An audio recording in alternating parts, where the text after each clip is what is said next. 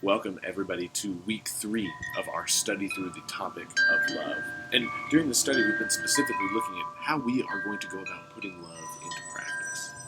And so, just as a reminder, during week 1, we sought to understand love as the perfect force that exists between all three members of the Trinity. Love is what binds together Father, Son, and Spirit. And it's not just any kind of love, it's this perfect love that is uniquely shared within the person of the Trinity. And that means that this love is self-giving, it's equal, simultaneous, it's independent of anything else. And for us as followers of Jesus, this is important because we are people who want to honor God. And so as people who want to honor God, we attempt to place ourselves into that love, that perfect love that exists within God. We want to plug ourselves into the same kind of equation.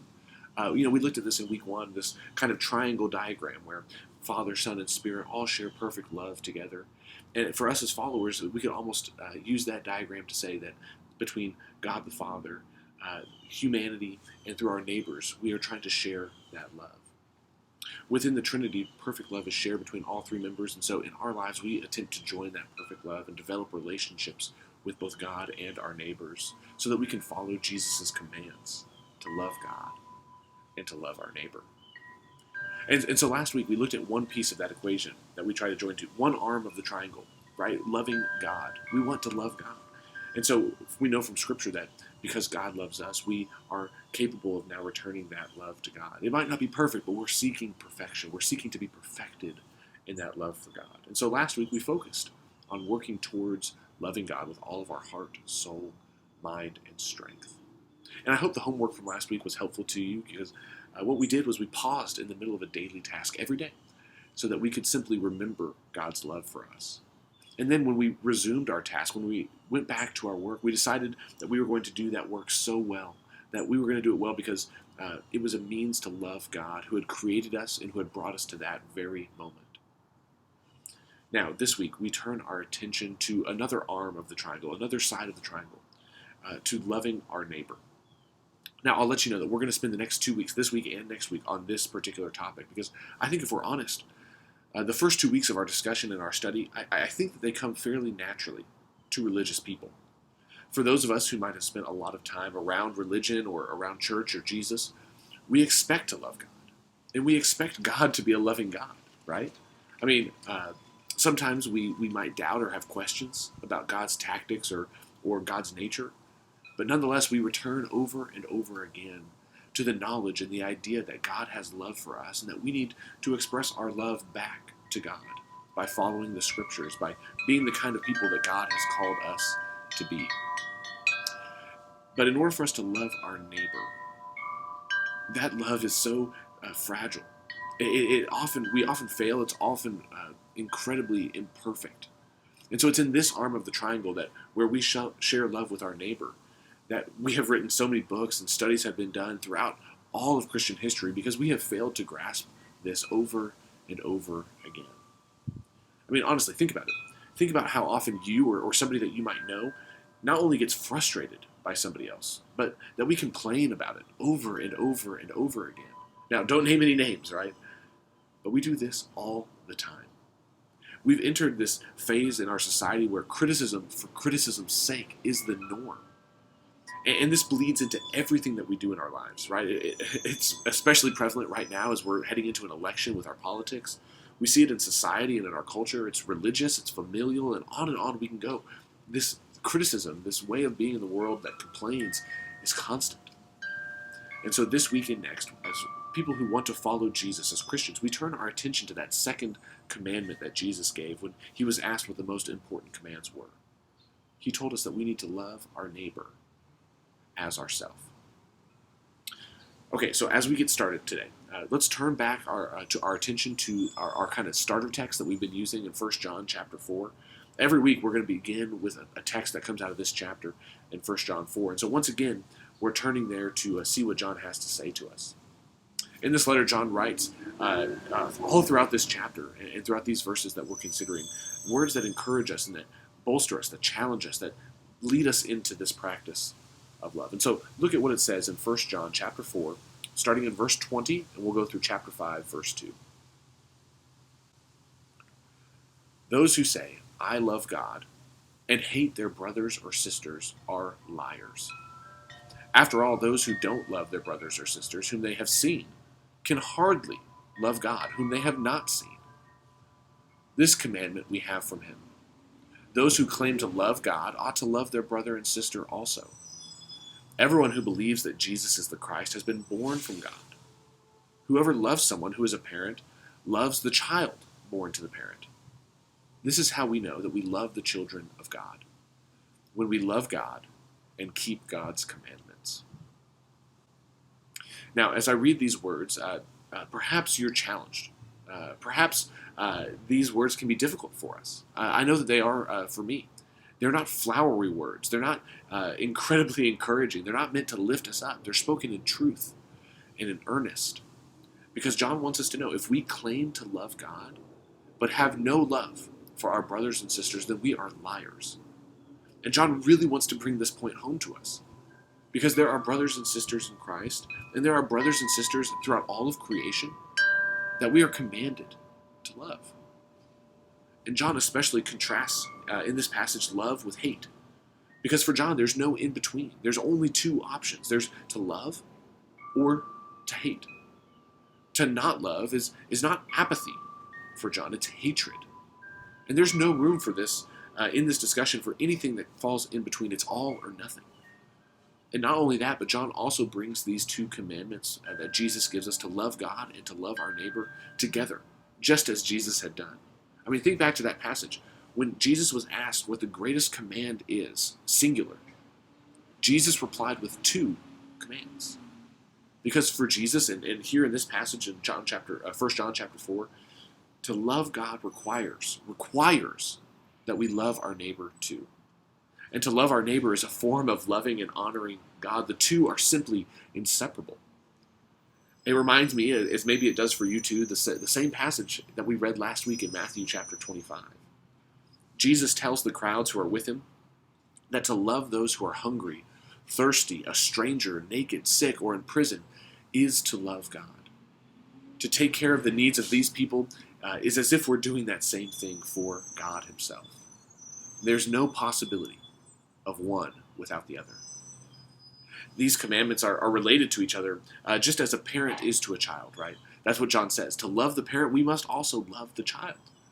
Because what parent would stay in a relationship, a friendship with a person who wants to love them, but then openly hates their child? Nobody would do that. To disrespect a parent is to disrespect a child. To disrespect a child is to do the same to the parent. If you do that, you sever the relationship. And so remember that this is not something that Jesus or that John has simply sprung upon these new followers of Jesus. This is not some kind of bait and switch that God has pulled on all of creation. No, this is contained within all of God's instructions. It's the very fabric of the law that the people of Israel had received 1,000+ years ago. God has been totally consistent in this command all the way throughout the story. I mean, think back to some of those Old Testament or texts from the Hebrew Bible. Think about the books of Exodus and Leviticus and Deuteronomy. Let's start with some of the big ones, right? In the Ten Commandments, that we see them show up in Exodus, and we see them again show up in Deuteronomy. And Moses repeats these 10 commandments of God to the people of Israel, and he does it at the beginning of their time in the wilderness and at the end of their time in the wilderness. And so when Moses repeats them in Deuteronomy 40 years after he says them in Exodus, the people are on the verge of entering into the Promised Land. And what we notice between these two different readings is that there's a pretty interesting change from the text in Exodus to the text in Deuteronomy. Let's look at those changes for just a little bit. Look at Exodus chapter 20, verses 8 through 11. I'm going to specifically kind of look at this one command that we see a change in. God says, "Remember the Sabbath day and treat it as holy. For 6 days you may work and do all your tasks, but the seventh day is a Sabbath to the Lord your God. Don't do any work on it, not you, your sons or daughters, your male or female servants, your animals, or the immigrant who is living with you. Because the Lord has made the heavens and the earth, the sea, and everything that is in them in 6 days, but rested on the seventh day. That's why the Lord blessed the Sabbath day and made it holy." Okay, so that's the passage in Exodus chapter 20. Now, I think it's pretty straightforward, but look at what happens when we fast forward 40 years to the same set of instructions in Deuteronomy chapter 5, verses 12 through 15. Moses says, "Keep the Sabbath day and treat it as holy, exactly as the Lord your God commanded. 6 days you may work and do all your tasks, but the seventh day is a Sabbath to the Lord your God. Don't do any work on it, not you, your sons or daughters, your male or female servants, your oxen or donkeys, or any of your animals, or the immigrant who is living among you, so that your male and female servants can rest just like you. Remember that you were a slave in Egypt, but the Lord your God brought you out of there with a strong hand and an outstretched arm. And that's why the Lord your God commands you to keep the Sabbath day." Now, between these two passages, the command stays the same, but the reason for the command completely changes. And both times, these commands are relayed through the same person, Moses, and they both come to the people after they've already left Egypt behind. They're in similar situations. To me, this is so interesting. It's so important for us, I think, to grasp. Because I think we can kind of see what's going on amongst the people based on the change in reasoning from the beginning command to the end. In Exodus, Moses tells the people to rest on the Sabbath because of creation. But in Deuteronomy, it's because of their enslavement, so that they will remember to treat people a certain way. Moses tells the people to rest on the Sabbath. And not just you, but the entire household, your sons and daughters, servants, animals, even the stranger who is living in your midst. What we can kind of infer from this, what we can see happening, is that there is a need to love each other. There is a need to show care and compassion to each other. These commands are an expression of love to God and love to neighbor. To give everybody in your household the ability to rest and to worship, rather than working on that seventh day, is a gift. It's a sign of love. I mean, this command to Sabbath, it lines up remarkably well with Jesus' command to love God and to love your neighbor. Look at verse 15 in Deuteronomy. Moses reminds them that they were once a slave. And so to give the rest of their servants and household, even the resident alien, the foreigner who's living amongst them, it's a sign of grace. It's a way to give to them what you are taking for yourself. It's a way of loving others as you love yourself. And so if you are to take a Sabbath, then you ought to extend it to your neighbor as well, to your household. And to do so is not only honoring of yourself and of your neighbor, but of God as well. Now, peppered throughout the law and other places, we see other commands that lead us into this practice of love. In fact, look at one more with me too. In the book of Exodus, just one chapter after the Ten Commandments are given, we find a chapter about how to treat slaves. And before I continue, let me remind you that this is an ancient document. This is an ancient culture. And it might not live up to our standards for what's good and right in the world, but it doesn't have the same place in history that we do. It doesn't have the same perspective. This document was not written after the chattel slavery that we saw take place for centuries in the Western world. It was written in a different place in a different time with a different history in mind. And so for that time, that place, and that history, this was a remarkably generous set of laws. It gave slaves and slave owners instructions on how to coexist with each other in a way that allowed for fair treatment of one another. And it even provided protection to slaves and their families as well. And so in Exodus chapter 21, just one chapter after the Ten Commandments are given, we see that one of God's commands is that slaves should be set free after 7 years of service. And in fact, this is kind of part of a series of laws that all follow in this same kind of timeline of 7 years. And sometimes we refer to these as the Jubilee laws. And we read more about them in places like Leviticus chapter 25. And it applies not just to slaves, but also to land, to crops, to finances, to property. The idea is it applies to everything.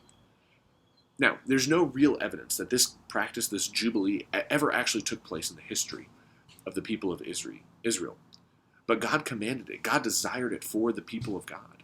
And honestly, it's a life-altering idea, a life-altering set of ideas. Because it would have economic and social effect. It would have agricultural effect. It would change the way that they viewed the world. The idea is every 7 years, the land rests from our work upon it. And so rather than focusing on growing and increasing and gaining more and more and more, we instead give time for recuperation, rest, and regrowth.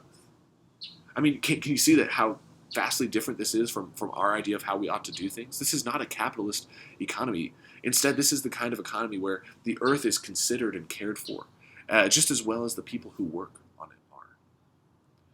What we see with this Jubilee law is that God is trying to get us to cultivate a way of viewing the world where we don't take all that we can from it until there's nothing left.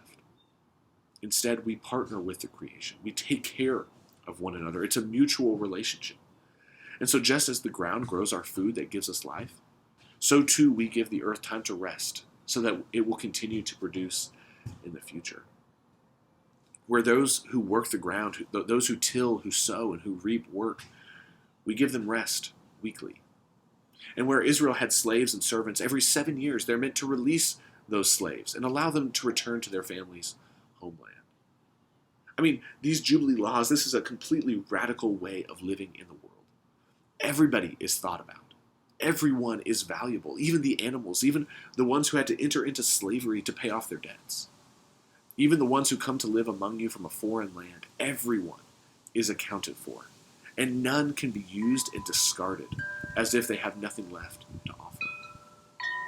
These Old Testament laws, while many of them are foreign to us and they describe a totally different world, an agricultural world rather than an industrialized or a technological society, they speak from their time an attitude, a mindset, a worldview that we can learn from. One where care and compassion and love for the other are core principles. And this is really important for this discussion of how we ought to live in love.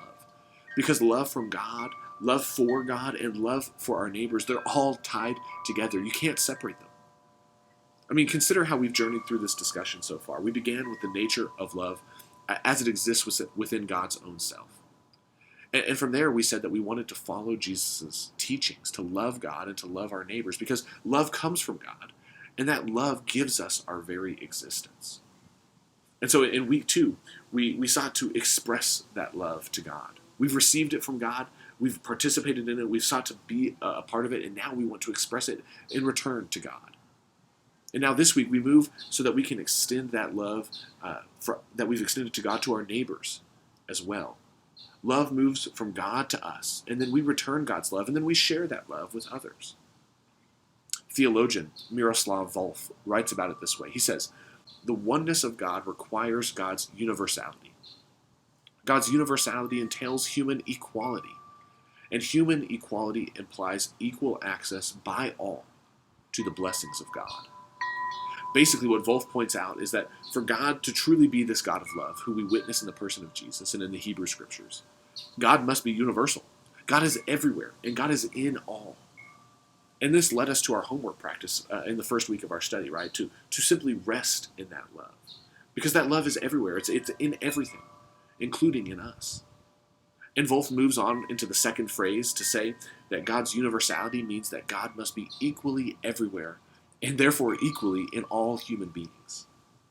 And so in the third phrase, Wolf says that this has to mean that we all have equal access to God and to the blessings of God. So within the idea of God's love then, God loves all of humanity, in fact all of creation. For it's all God's, and God is all and in all. And second, God's love has no boundaries and no limits, which means that God's love is for all. And if God's love is for all, then third, who are we to deny that love to anyone? God's love extends out from God's own self to include us, you and me. And God's love must extend from there. It cannot be bound or stopped or held back from other people. Otherwise, it's not truly God's love. It's not perfect love. Love must move to loving our neighbors. And this is what John and Matthew and Moses and the other writers of Scriptures wanted us to know. Because for us to worship this God, for us to participate in life with this God, we have to adopt the way of being, the attitude, the mindset, the worldview of this God. And this God is best defined by this perfect love that we've been discussing. And perfect love can't be hoarded. It must be shared. It must move from God to God's creation, and then from God's creation to others within God's creation. They're all tied together like knots on a string. They are interconnected, they're bound, and one leads to the next.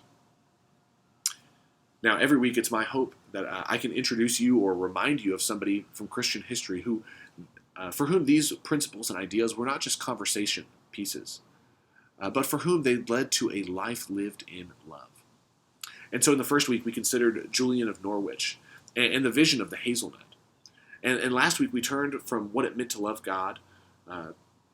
We learned from what it meant to love God in the midst of the mundane from Brother Lawrence. And so now this week, I offer up to you John Wesley as our example. John Wesley is often considered a founder of the Methodist denomination, but he really didn't set out to start a denomination. Instead, he simply felt his heart strangely warmed by the presence and love of God. And it led him to a strong desire in everything that he did in his life to love God well, even methodically, which is where we get the name Methodists. So Wesley's work began in England in the 1700s, and then it continued into the New World, where he preached his message everywhere that he went. And in a book titled Christian Perfection, Wesley shares about the joining of the follower to the perfect love of God. And so listen to this short excerpt from that book, Christian Perfection by John Wesley. Ceasing to have a reciprocal love for one another, the kind of love described in 1 Corinthians 12:25, is inner disunity, which is at the very root of all outward separation. Beware of everything which leads to this separation. Beware of a dividing spirit. And he continues, be an example to all of denying yourself and taking up your cross daily. Let others see that you are not interested in any pleasure that does not bring you nearer to God, nor do you regard any pain which does. Let them see that you simply aim at pleasing God in everything. Let the language of your heart sing out with regard to pleasure or pain, riches or poverty, honor or dishonor. All is alike to me, so that I and my Lord may live and die. Wesley's words here remind me of the importance of this arm of the triangle, to love our neighbors. In order for us to follow the instructions of God, in order for us to continue to show our love for God, we must have a reciprocal love for one another. We must have a mutual concern for our fellow created beings.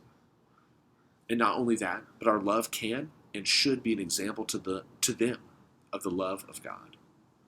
For just as Jesus took up his cross in order to show his love for us, which in the Gospel of John is described as the most perfect form of love, Wesley reminds us that our love requires that we too take up our cross daily. By so doing, the language of our heart is not determined by pain or pleasure, by wealth or the lack of it, or by anything else except for the love of God that was shared for us in Jesus. Wesley says that we ought to let others see that we are not interested in anything, whether good or bad, unless it brings us nearer to God. Imitating and mirroring the love of God as shown in Jesus for our neighbors, well, there's simply no greater love than to do just that. And so this week, we set out to love our neighbors. That's our goal this week. And remember, when asked who a neighbor was, Jesus taught that anybody can be a neighbor. They simply need to be near us. And so during the first week of our study, we took with us the assignment to write a prayer about God's love every day. And last week, we paused in the middle of a daily task so that we could be reminded that our daily work, to do our daily work well, is to love the God who brought us to that work. And then as we re-entered our work, we thanked God for bringing us to that moment. And now this week, our task turns from the inward life to the outward expression of love. And I would encourage you, please continue those same practices that we began in the first 2 weeks of our study.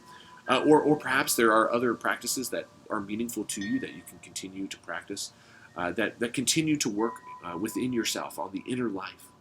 Because to work on that inner life is critical to being able to move toward the outward expression of love. But now this week, I'm going to ask you to consider, as your homework, to consider one person every day. Simply start with one. If you want to expand it from there, you can, but start with one. And extend to them the love that God has for you. Now, if you're like me, that might sound like an impossible task. How can I possibly love somebody as God loves them? especially when we're in a situation like we are right now where we need to stay 6 feet apart from people and we have to wear masks while we're in their presence. But here's what you can do is, if you want, simply start small. Think of the person that you've chosen for that day and consider their needs. Consider what might show them the love of God, that very perfect love of God, in the middle of these imperfect times. An example might be to think of that person that you haven't spoken to in months because of social distancing and the restrictions that have been placed upon us by the virus. You might not just have had a chance to visit with them and to reach out to them. And maybe that person is isolated or lonely. And maybe they simply just need somebody to reach out to them. What might it look like if to love that person with the love of God means that for just one day, just one visit, or just one phone call, you seek to share with them what they might need that day? Maybe all it is it might only take that you say that you're thinking about them, that you miss them, that you can't wait to see them once more sometime soon. Maybe it'll be something more than that. Maybe it will involve sending a card in the mail, or maybe having cookies or flowers delivered to their house. Maybe it looks like dropping by with groceries or a nice meal just to bless them. The opportunities are truly endless, just as the love of God is. And so this week especially, I'll be so excited to hear if you have any ideas about how to go about loving a neighbor in our church, or loving a neighbor who you work with, or loving a neighbor who is actually just a neighbor and who lives next to you. There are so many ways that we can go about doing this. I'm reminded of that story that John Mark shared a couple of weeks ago about the drive-through line, where for 45 minutes, person after person after person just kept buying the meal of the person behind them. I mean, the opportunities are truly endless. You could try anything to show somebody that you love them, that you're thinking about them. And if you'd like, feel free to continue our conversation through our email chain by replying all with a story about the way that you went about loving your neighbor this week.